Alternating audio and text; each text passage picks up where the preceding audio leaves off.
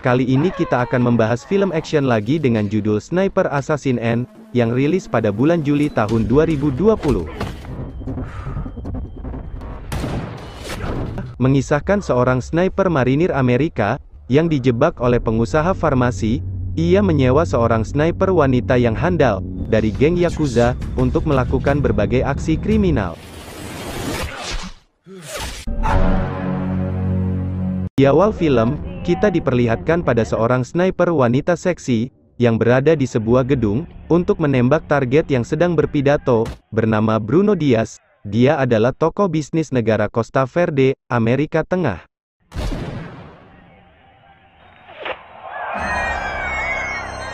Pagi harinya di kantor agen federal CIA kita diperlihatkan dengan agen John Franklin. Dia adalah kepala CIA dan wanita agen bernama Clover, yang bertugas sebagai pengumpul, dan pencari informasi tentang penembakan Bruno Diaz. Agen CIA sedang menyelidiki kasus pembunuhan Bruno Diaz. Di lokasi penembakan, mereka menemukan sebuah rambut, yang mana setelah diselidiki DNA tersebut dimiliki oleh Brandon Beckett. Mendapatkan bukti itu, lalu John memerintahkan anak buahnya, untuk menangkap Brandon. Di rumah Brandon menikmati masa cutinya, dia terlihat sedang asik bermain sebuah game, lalu ada seorang wanita yang sedang memakai baju putih, yang akan membunuh Brandon. Tidak lama kemudian, Brandon mendengar suara helikopter. Lalu datanglah tim yang bertugas menangkap dirinya. Di sini Brandon tidak melakukan perlawanan sama sekali kepada petugas yang menangkap dirinya. Brandon adalah seorang marinir yang pernah bertugas di Afghanistan, dan salah satu sniper hebat, yang dimiliki Amerika. Terlihat wanita tersebut sedang menelpon seseorang, untuk menyampaikan bahwa Brandon telah ditangkap, sehingga ia harus menyiapkan rencana selanjutnya. Skin berpindah ke sebuah rumah sebagai markas CIA. Di sini Brandon diinterogasi oleh John Franklin tentang penembakan Bruno Diaz. Brandon mengatakan bahwa dirinya telah dijebak, namun ada bukti DNA. John menduga bahwa Brandon adalah pelakunya. Setelah itu, datanglah seorang bernama Zack Rosenberg, atau disebut juga dengan Kolonel Zero. Di sini, Zero akan membantu Brandon, untuk mengungkap siapa sebenarnya yang melakukan ini semua. Kemudian Brandon dibawa oleh petugas, untuk ditempatkan pada sel tahanan. Adegan berpindah ke sebuah bengkel, yang tempat itu adalah sarang mafia Rusia, dengan nama pimpinan Vasily Petrov. Lalu dia ditelepon oleh seseorang. Mereka ditugaskan untuk menyergap sebuah mobil yang membawa Brandon. Zero menemui Clover, untuk menanyakan perihal penembakan dan bukti yang ditemukan di sebuah gedung, tempat penembakan terjadi. Setelah melihat video itu, ternyata penembakan tersebut sekitar 1 mil dari lokasi tempat Bruno Diaz. Hanya orang yang terlatih seperti Brandon, yang mampu melakukan itu semua. Zero mengamati foto para petinggi politisi yang hadir pada saat pidato Bruno Diaz, merasa curiga dengan orang-orang di foto itu. Di sini Zero menanyai Clover perihal kedatangan mereka saat acara pidato tersebut. Brandon dibawa oleh tim CIA untuk ke tempat sel tahanan. Mafia Rusia yang telah disewa juga mulai bergerak, dan wanita Asia juga telah mengintai di atas bukit, menggunakan sebuah senapan sniper. Di perjalanan, Brandon sempat mengatakan kepada petugas, bahwa ada yang tidak beres di jalan tersebut. Tidak lama setelah itu, mereka pun dihadang oleh truk mafia Rusia. Dan terjadilah aksi baku tembak.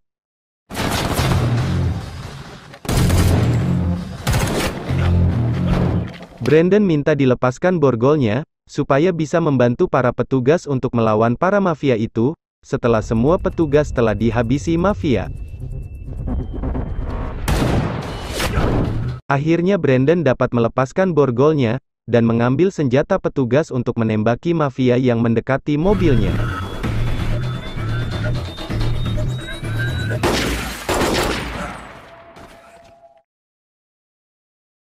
Wanita itu langsung menembak Brandon, tapi tembakan itu berhasil dihindari, dan tidak mengenainya.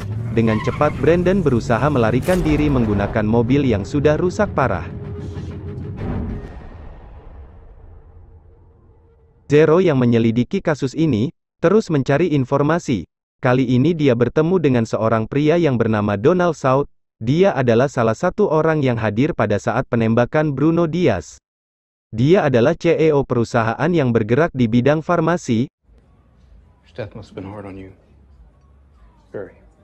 Di rumah CIA, John mendapatkan laporan dari Peterson tentang penyerangan yang terjadi pada saat membawa Brandon. John menuduh ayahnya Brandon juga terlibat dalam penyerangan itu. Karena ada tembakan dari jarak jauh menggunakan senapan sniper, John lalu memerintahkan anak buahnya mencari Brandon yang saat ini belum diketahui keberadaannya. Di parkiran mobil, terlihat Brandon sedang ingin mencuri sebuah mobil, tetapi aksinya digagalkan oleh dua orang polisi yang sedang bertugas. Tapi Brandon mampu mengalahkan kedua polisi tersebut. Kemudian Brandon mendatangi seorang supir taksi yang melihat kejadian itu, untuk membawanya keluar dari tempat tersebut. Pada esok harinya Brandon menyuruh supir taksi tersebut, untuk keluar dari mobilnya, dan memberi sebiji apel kepada supir taksi itu. Skin berpindah ke Zero yang mendatangi sebuah perusahaan, untuk melakukan investigasi, dan bertemu seorang pria jangkung bernama Drake Phoenix. Ia adalah kepala keamanan pada perusahaan tersebut. Tujuannya Zero di sini untuk bertemu dengan Josh Strayhom, yaitu seorang akunting perusahaan itu. Namun ternyata Josh lagi sakit, dan tidak sedang berada pada perusahaan tersebut. Setelah cukup berbincang dengan Drake, Zero pun pergi. Kembali ke kantor CIA, terlihat Clover mendapatkan telepon dari Zero. Dia menanyakan tentang Drake Phoenix. Saat telepon sedang berlangsung, tiba-tiba datanglah John, dan Clover ditegur karena tidak fokus mencari informasi tentang Brandon. Zero terlihat sedang di rumah sakit untuk menemui Petrov, karena hanya dia mafia yang selamat pada saat terjadi penyerangan Brandon, tetapi dokter menolaknya karena alasan baru saja melakukan operasi.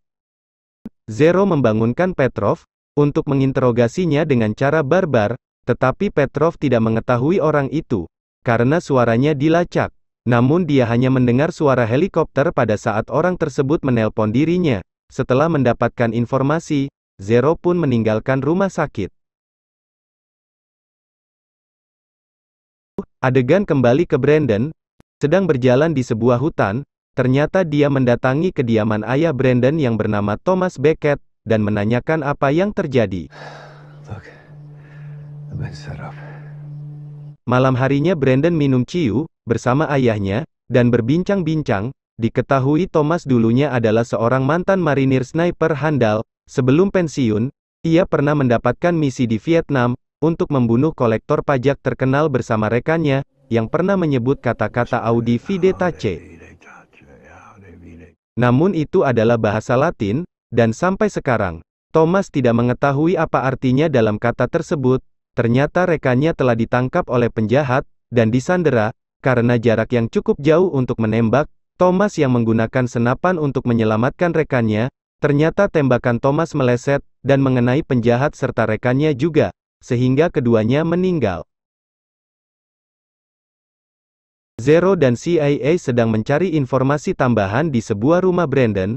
Di tempat itu, Zero menemukan sebuah foto marinir yang mirip dengan Drake Phoenix. Lalu Zero mengirimkan foto tersebut kepada Clover. Ternyata orang yang dalam foto tersebut bernama Sersan Clark McConnell. Dia adalah buronan perang dan pernah satu tim dengan Brandon, yang sudah tewas 5 tahun lalu.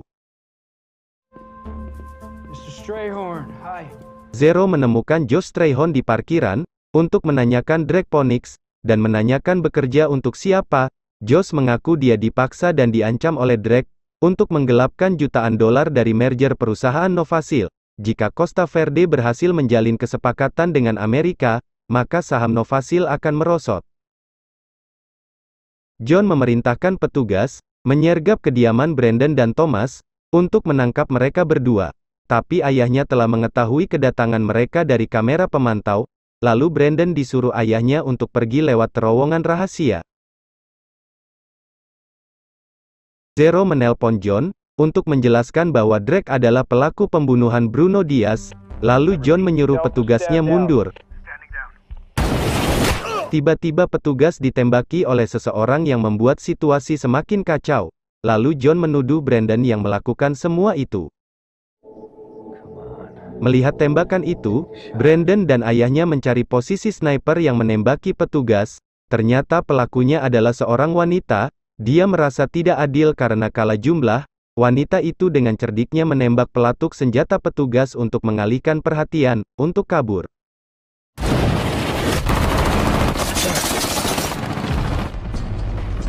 Melihat itu, Brandon lalu mengejarnya dan Thomas berhasil menembak senapan sniper musuh, sehingga tidak bisa digunakan lagi.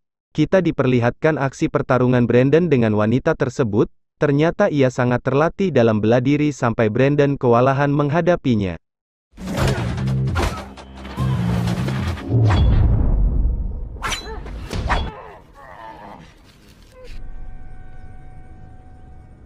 Atas bantuan ayahnya Brandon pun selamat, dan mereka berdua berhasil menangkapnya. Setelah diinterogasi nama wanita tersebut adalah bernama Mifune atau disebut Lady Death. Semasa kecil dia hidup di lingkungan kriminal bersama dengan geng Yakuza, yang berasal dari Jepang.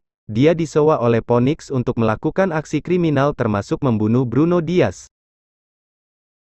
Di sisi lain Zero ke rumah Phoenix, untuk mencari informasi lagi. Karena tidak ada orang di rumah itu, Zero masuk dengan cara memecahkan kaca pintu rumah, dan perlahan menyusuri setiap sudut ruangan. Di dalam kasur Zero menemukan sebuah kotak yang berisi paspor Brandon, dan beberapa tiket taksi air yang telah digunakan oleh Phoenix. Di sisi lain Brandon menelpon John, untuk mengatakan mereka telah menangkap wanita yang menyebabkan kekacauan. Dengan cepat John kembali memerintahkan anak buahnya ke tempat Brandon. How routine are these departures?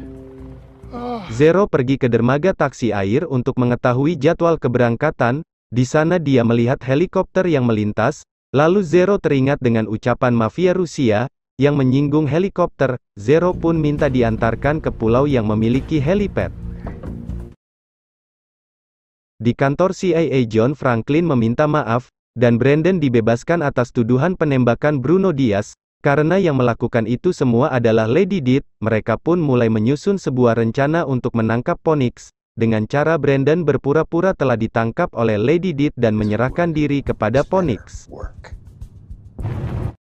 Brandon mengajak kerja sama dengan Lady Death, dengan jaminan menghapus seluruh kejahatan yang telah dilakukannya. Lady Death yang setuju dengan tawaran mereka, lalu menelpon Phoenix, mengatakan dirinya telah menangkap Brandon.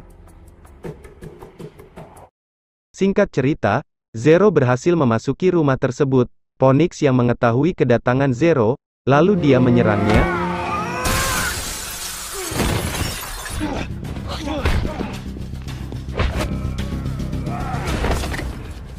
Phoenix pun berhasil mengalahkan Zero, dan hampir menghabisi Zero, tapi Donald mencegahnya, karena Donald tidak ingin terjadi pembunuhan di rumahnya. Kesimpulannya, ini semua adalah ulah Donald South dan Phoenix sebagai kaki tangannya. Tujuan mereka untuk melancarkan misinya dengan cara menyingkirkan Bruno Diaz supaya tidak ada saingannya dalam berbisnis. Zero yang kalah, telah ditawan oleh mereka. Di tengah perbincangan, mereka mendengar bel yang menandakan Lady Death telah datang dengan membawa Brandon. Terlihat Phoenix sangat senang, karena Brandon telah ditangkap. Dulunya Brandon dan Phoenix adalah rekan satu tim saat bertugas di Afghanistan.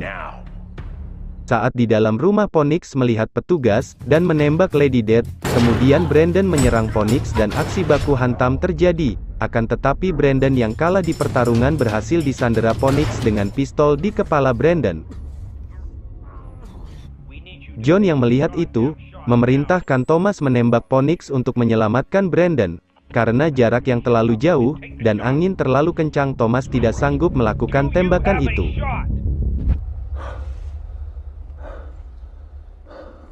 Ketika keadaan semakin genting, tak diduga Brandon mengatakan, "Audi vide tace, aku mempercayaimu ayah." Mendengar kata-kata itu, akhirnya Thomas menarik pelatuk senapannya.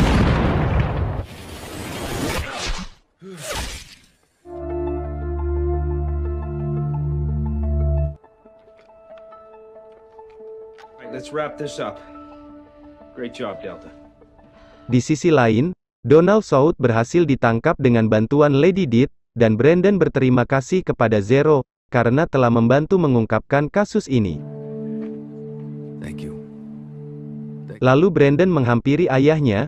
Thomas mengatakan, itu adalah tembakan tersulit yang pernah ia lakukan. Kemudian Brandon memeluk ayahnya, dan film selesai.